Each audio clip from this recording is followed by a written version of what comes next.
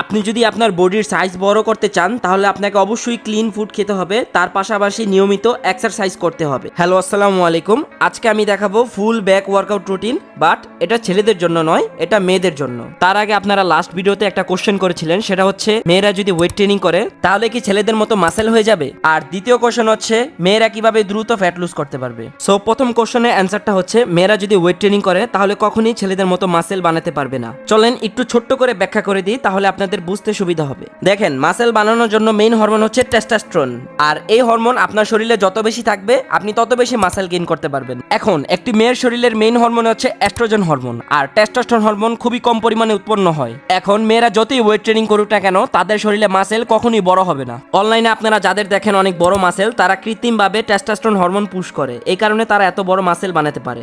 দ্বিতীয় কোশ্চেন হচ্ছে মেয়েরা কিভাবে দ্রুত ফ্যাট লুজ করতে পারবে।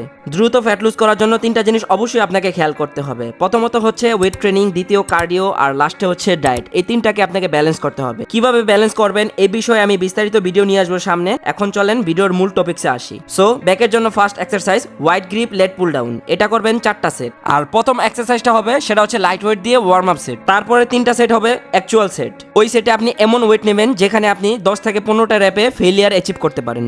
দ্বিতীয় এক্সারসাইজ হচ্ছে সেটা কেবল সিটেড রো, এটাও আপনি করবেন 4টা সেট, আর প্রথমে যেভাবে সেটগুলো কমপ্লিট করছেন ঠিক সেম। তৃতীয় এক্সারসাইজ সেটা হচ্ছে রিভার্স মেশিন ফ্লাই, এটা মূলত আপনার আপার ব্যাক, রেয়ার ডেল্ট আর রম্বোর্ডসকে টার্গেট করে ভালোভাবে। এটাও 4টা সেট হবে, তবে এটা একটু লাইট ওয়েট দিয়ে করার চেষ্টা করবেন, আর 15 থেকে 20টা র্যাপে স্টিল ফেলিয়ার। তো আজকের জন্য এটুকুই, দেখা হবে নতুন একটি ভিডিওতে। ধন্যবাদ।